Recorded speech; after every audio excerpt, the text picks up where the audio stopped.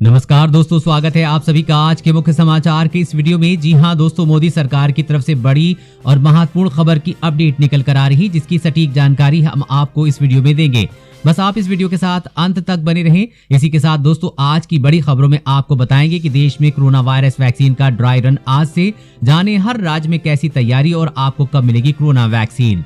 और अगली बड़ी खबर की बात करें तो मिस्ड कॉल से ही बुक हो जाएगा एलपीजी सिलेंडर। अभी सेव करें ये नंबर, आगे जानेंगे इस खबर के बारे में।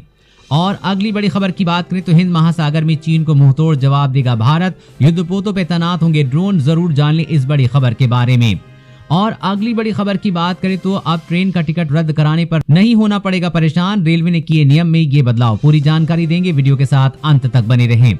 और अगली बड़ी खबर की बात करें तो कोरोना वायरस का सोर्स जानने में रुकावट डाल रहा चीन, वैज्ञानिकों की हो रही निगरानी। आगे विस्तार से जानेंगे इस खबर के बारे में। और अगली बड़ी खबर की बात करें तो किसान बंद कराएंगे मॉल और पेट्रोल पंप, सरकार को दी ये बड़ी चेतावनी। और अगली बड़ी खबर की बात करें तो कश्मीर में आतंकी हमला, अनुच्छेद 370 का पहला लाभार्थी मारा गया, दी बड़ी चेतावनी। पूरी खबर जानने के लिए बने रहिए हमारे साथ। जी हाँ दोस्तों, ऐसी और भी कई बड़ी खबरों की अपडेट निकल कर आ रही, जिसकी सटीक जानकारी हम आपको इस वीडियो में देंगे। लेकिन उससे पहले आपसे एक छोटी सी रिक्वेस्ट है कि मुझे इस वीडियो को बनाने में बहुत मेहनत लगती है, तो इस मेहनत के लिए वीडियो पर एक लाइक जरूर कीजिएगा। साथ ही वीडियो के नीचे दिए गए इस लाल बटन को दबाकर चैनल को सब्सक्राइब कीजिए और इस घंटी को भी दबाइए ताकि आपको दिन भर की बड़ी खबरों की जानकारी लगातार मिलती रहे। तो चलिए दोस्तों, एक एक करके सभी बड़ी खबरों के बारे में जान लेते हैं। तो आज की पहली बड़ी खबर की अपडेट की बात करें तो देश भर में कोरोना वायरस वैक्सीन का ड्राई रन आज से। जाने हर राज्य में कैसी है तैयारी। जी हां, देश भर में जल्द से जल्द कोरोना वायरस की वैक्सीन के इस्तेमाल को मंजूरी देने के मकसद के साथ ही आज से सभी राज्यों और केंद्र शासित प्रदेशों में ड्राई रन शुरू किया जा रहा है। केंद्रीय स्वास्थ्य मंत्रालय के मुताबिक इसमें पहले देश के 4 राज्यों के 2-2 जिलों में वैक्सीनेशन टीकाकरण की तैयारियां का जायजा लेने के लिए ड्राई रन किया गया है। ड्राई रन सभी राज्यों की राजधानी में कम से कम 3 साइट पर होगा। कुछ राज्य इन इलाकों को भी ड्राई रन में शामिल करेंगे जो दुर्गम हो और जहां सामान की आवाजाही में मुश्किल हो। महाराष्ट्र और केरल संभवतः अपनी राजधानी में इस स्तर से अन्य बड़े शहरों में ड्राई रन करेंगे। ड्राई रन के दौरान ये देखा जाएगा कि टीकाकरण के लिए लोगों का ऑनलाइन पंजीकरण, डाटा एंट्री, लोगों के मोबाइल पर मैसेज भेजें और टीका लगने के लिए बाद इलेक्ट्रिक प्रमाण पत्र जारी करने में कोई परेशानी तो नहीं आ रही है। मॉक ड्रिल का केंद्रीय स्वास्थ्य मंत्री डॉक्टर हर्षवर्धन भी निरीक्षण करेंगे। और अगली बड़ी खबर की बात करें तो कश्मीर में आतंकी हमला, अनुच्छेद 370 का पहला लाभार्थी मारा गया, दी बड़ी चेतावनी। जी हां, जम्मू कश्मीर में आतंकियों ने एक ज्वेलर की हत्या कर दी है। जिस ज्वेलर की हत्या हुई है वो अनुच्छेद 370 हटाए जाने के बाद भूमि कानून में आए बदलाव में जम्मू कश्मीर का सबसे पहले निवासी प्रमाण पत्र करने वाले गैर कश्मीरी निवासी है। ज्वेलर सतपाल 25 साल से कश्मीर में बतौर किराएदार रहे थे, लेकिन जब उन्होंने कानूनी प्रक्रिया के तहत कश्मीर की नागरिकता मिली तो आतंकियों ने कानून के खिलाफ दहशत बढ़ाने के लिए सतपाल की हत्या कर दी।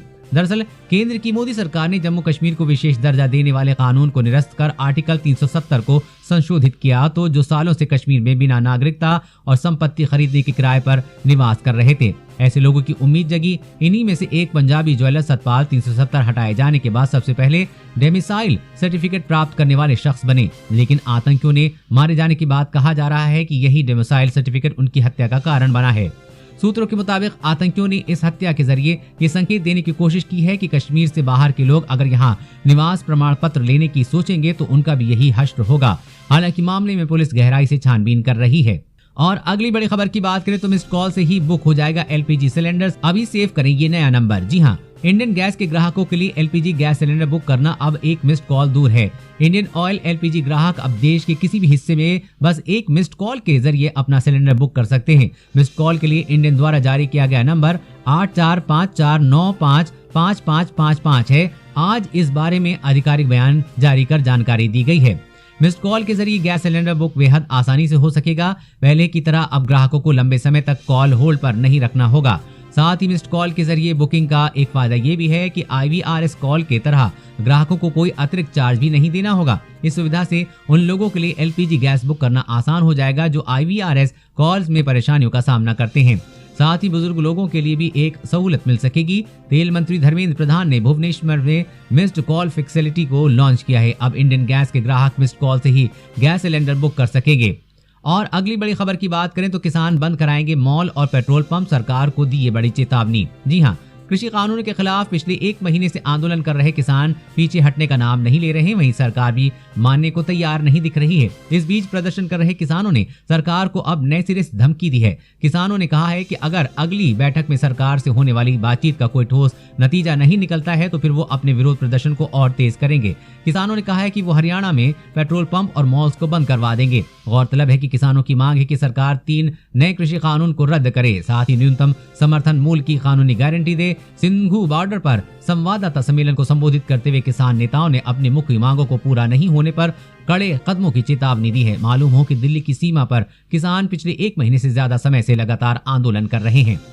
और अगली बड़ी खबर की बात करें तो हिंद महासागर में चीन को मुंहतोड़ जवाब देगा भारत, युद्धपोतों पर तैनात होंगे ड्रोन। जी हां, सीमा पर पड़ोसी देशों चीन और पाकिस्तान के साथ सख्त संबंधों का मामला कर रहा है। भारत लगातार अपनी ताकत में इजाफा कर रहा है। अब भारतीय नौसेना तत्काल रूप से 10 जहाजी ड्रोन खरीदने जा रही है। नौसेना ने ये फैसला हिंद महासागर के क्षेत्र में निगरानी के स्तर को और बेहतर बनाने के लिए किया है। नौसेना को सरकार की तरफ से अनुमति मिल गई है। एक रिपोर्ट सामने आई थी कि जिसमें कहा जा रहा था कि चीन ने हिंद महासागर में अंडर वाटर ड्रोन तैनात किए हैं। सरकारी सूत्रों ने समाचार एजेंसी ने बताया था कि ये प्रस्ताव भारतीय नौसेना की तरफ से फास्ट ट्रैक मोड में लाया गया है, जिसके तहत सेना करीब 1300 करोड़ रुपए के 10 नेवल एरियल सिस्टम खरीदेगी। ये प्रस्ताव सरकार की तरफ से स्वीकार कर लिया गया है। नौसेना इन ड्रोन्स का अधिग्रहण एक खुली नीलामी के जरिए करेगी, वहीं इन्हें तुरंत ही युद्धपोतों पर तैनात कर दिया जाएगा। सूत्रों ने बताया कि नौसेना के प्लान के अनुसार इन ड्रोन्स को बड़े युद्धपोतों पर तैनात किया जाएगा। ये ड्रोन्स भारतीय क्षेत्र में चीन के साथ साथ दूसरी चुनौतियों का भी पता लगाएंगे। इसके अलावा नौसेना अमेरिका के साथ एक अन्य ड्रोन डील पर भी काम कर रहा है। और अगली बड़ी खबर की बात करें तो अब ट्रेन का टिकट रद्द कराने पर नहीं होना पड़ेगा परेशान, रेलवे ने किए नए नियम में ये बदलाव। जी हाँ, रेलवे आरक्षण केंद्र से कार्ड द्वारा बुक टिकट को रद्द कराने पर यात्री के बैंक खाते में रिफंड राशि अब तत्काल आएगी। अभी यात्रियों को टिकट रिफंड की रकम मिलने में 4-5 दिन लग जाते हैं, जबकि टिकट बुक कराने के समय कार्ड नंबर डालते ही बैंक खाते से तत्काल राशि कट जाती है। इसमें रेलवे कार्ड से टिकट बुकिंग प्रक्रिया को सरल बनाने में जुटा हुआ है। वहीं यात्री सुविधा एवं ग्राहकों को आकर्षित करने के लिए रेलवे में रोज नए नियम बनते हैं। इसके तहत वाणिज्य विभाग के वर्षों पुराने नियम में बदलाव की तैयारी शुरू है, ताकि यात्रियों की परेशानी दूर करने समेत रेलवे में व्यवसाय करने वालों को अवसर प्रदान कर सकें। इंटरनेट के दौर में टिकट व अन्य तरह की सुविधा को नए वाणिज्य नियम में शामिल किया जाएगा, ताकि यात्रियों एवं ग्राहकों को कैशलेस ट्रांजैक्शन व अन्य सुविधा मुहैया कराने का नया सिस्टम अपडेट हो सके। क्योंकि रेलवे वाणिज्य विभाग के नियम में अब तक मैनुअल आरक्षण ही दर्ज है, नए नियम में ऑनलाइन बुकिंग की सभी सुविधाओं को जोड़ा जाएगा। और अगली बड़ी खबर की बात करें तो कोरोना वायरस का सोर्स जानने में रुकावट डाल रहा है चीन, वैज्ञानिकों की हो रही निगरानी। दक्षिण चीन में घने जंगलों से घिरी घाटियों में खदानों की सुरंग है, जिसमें चमगादड़ों का जमावड़ा होता है, जिन्हें अब तक ज्ञात जानकारी के मुताबिक कोविड-19 का सबसे करीबी स्रोत माना जाता है। इस इलाके को लेकर बहुत रुचि है, क्योंकि यहाँ पर कोरोना वायरस के स्रोत के संकेत मिल सकते हैं, जिसने दुनिया भर में 17 लाख से अधिक लोगों की जान ले ली है। लेकिन ये राजनीतिक संवेदनशीलता की वजह से सूचना के लिए ब्लैक होल बन गया है। चमगादड़ों पर अनुसंधान करने वाली टीम हाल ही में यहाँ पहुंची थी, लेकिन उनके द्वारा एकत्र नमूनों को चीनी अधिकारियों ने जब्त कर लिया है। नवंबर के आखिर में एसोसिएटेड प्रेस के पत्रकारों को सादे कपड़ों में पुलिस ने कई कारों से पीछा किया और इलाके में जाने से रोक दिया। कोरोना वायरस से इंसानों के संक्रमित होने की पहली घटना आने की 1 साल पूरा होने को है, लेकिन एसोसिएटेड प्रेस की जांच दिखाती है कि चीन की सरकार इस वायरस के स्रोत से जुड़े सभी अनुसंधानों पर कड़ाई से नियंत्रण कर रही है और उन अध्ययनों को प्रोत्साहित कर रही है जिसमें वायरस को उत्पत्ति कहीं बाहर होने की बात कही गई है।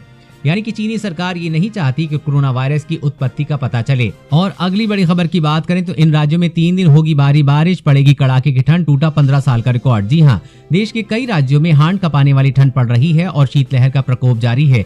हिमाचल प्रदेश, उत्तराखंड, पंजाब, हरियाणा, चंडीगढ़, दिल्ली, उत्तर प्रदेश, राजस्थान तथा पश्चिमी मध्य प्रदेश में आने वाले दिनों में शीतलहर बढ़ने की संभावना है। मौसम विभाग ने दिल्ली और उसके आसपास के इलाकों में बारिश की संभावना जताई है। दक्षिण पश्चिम और पश्चिमी दिल्ली के कुछ इलाकों में बारिश हो सकती है। मौसम विभाग ने बताया है कि हरियाणा और उत्तर प्रदेश के कुछ इलाकों में हल्की बारिश हो सकती है। उत्तराखंड और हिमाचल प्रदेश में निचले व मध्यम क्षेत्रों में बारिश होगी, जबकि ऊंचाई वाले क्षेत्रों में बर्फबारी होने की संभावना है।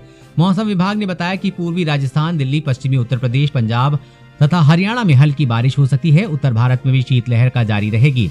जम्मू कश्मीर में भारी बारिश या बर्फबारी हो सकती है। इस दौरान हिमाचल के पश्चिमी क्षेत्र में कुछ जगहों पर ओले पड़ सकते हैं।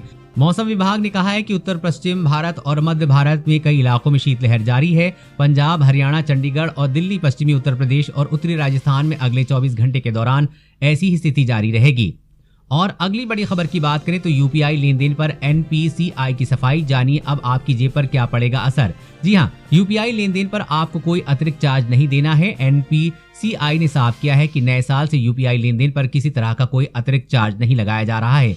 ग्राहक अमेजॉन पे, गूगल पे और फोन पे पर पहले की तरह ही बिना किसी अतिरिक्त चार्ज के लेन देन कर सकेंगे। एनपीसीआई ने कहा है कि कुछ मीडिया रिपोर्ट्स में कहा जा रहा है कि नए साल से यूपीआई ट्रांजैक्शन पर अतिरिक्त चार्ज देना होगा, जो कि गलत है। ग्राहकों को चिंताओं को देखते हुए एनपीसीआई ने सभी को ये संदेश भेजा है। एनपीसीआई ने कहा है कि अभी यूजर्स पहले की तरह ही यूपीआई लेन देन जारी रख सकते हैं। पहले कुछ मीडिया रिपोर्ट में दावा किया गया था कि अमेजॉन पे, गूगल पे और फोन पे से यूपीआई लेन देन पर अतिरिक्त चार्ज देना पड़ सकता है, क्योंकि एनपीसीआई ने थर्ड पार्टी ऐप की सेवा देने वाली कंपनियों के भुगतान पर जनवरी 2021 से 30% कैप लगाने का फैसला लिया है। लेकिन अब ये साफ किया गया है कि इससे सच्चाई नहीं है, किसी भी तरह का चार्ज नहीं लगाया जा रहा है। इसलिए उन सभी ग्राहकों के लिए बड़ी राहत की खबर है जो यूपीआई का इस्तेमाल लेन देन के लिए करते हैं। और अगली बड़ी खबर की बात करें तो लद्दाख में कोई भी हिमाकत करने से पहले 100 बार सोचेगा चीन, भारत ने की पुख्ता तैयारी। जी हाँ, पूर्वी लद्दाख में अप्रैल महीने से भारत चीन के बीच सीमा विवाद के चलते तनावपूर्ण माहौल कायम है। दोनों देशों के बीच कई दौर की बातचीत के बावजूद भी कोई ठोस हल नहीं निकल सका है। इसके पीछे एक वजह चीन की वो चालबाजी भी है जो पड़ोसी देश समय समय पर दिखाता रहता है। ड्रैगन की लगातार धोखेबाजी के बाद भी भारतीय सेना पूरी तरह से सचेत है और उसकी किसी भी हिमाकत का जवाब देने के लिए तैनात है। सेना ने हाल ही में पैंगोंग झील को चीन की बुरी नजरों से बचाने के लिए कुछ बोट्स का ऑर्डर दिया है। दरअसल इसकी मदद से पैंगोंग झील समेत पूर्वी लद्दाख के इलाकों में स्थित वाटर बॉडीज पर नजर रखी जा सकेगी और जवान उसकी पेट्रोलिंग कर सकेंगे। इस कदम के बाद भारतीय सेना की ताकत लद्दाख में और अधिक बढ़ जाएगी। एक्सपर्ट का कहना है कि सेना को चीनियों से मुकाबला करने के लिए नई नावों की जरूरत थी, क्योंकि चीनी बेहतर नावों का उपयोग कर रहे हैं और वो नावों को तेज गति से चलाते हैं। इससे बड़ी लहरें पैदा होती हैं और हल्के भारतीय गश्ती नौकाओं को दूसरी ओर धकेलती हैं। भारतीय सेना को पहले की तुलना में और अधिक शक्तिशाली नावों की आवश्यकता थी, जिसका अब ऑर्डर दिया गया है। दोस्तों, आज की खबरों में बस इतना ही। इसी तरह हर रोज काम की खबरें जानने के लिए आप हमेशा हमारे साथ जुड़े रहें। हमारे साथ जुड़ने के लिए वीडियो के नीचे दिए गए इस लाल बटन को दबाएं और साथ ही इस घंटी को भी दबाइए ताकि आपको हर खबर की सटीक जानकारी